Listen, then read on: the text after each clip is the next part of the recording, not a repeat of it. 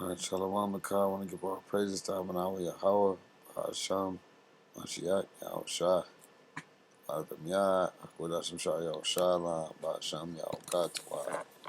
This video is going to be a little quick information from Wikipedia. It says polygyny in animals. Polygyny is typically of one male, multi-female groups and can be found in many species, including human, gorilla, elephant, seal, red-winged, warbler, house wren, hamadryas, baboon, common pheasant, red deer, Bengal tiger, and whatever that say, and elk.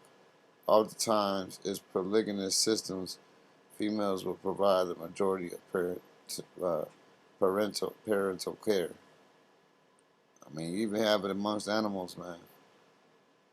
Shalom.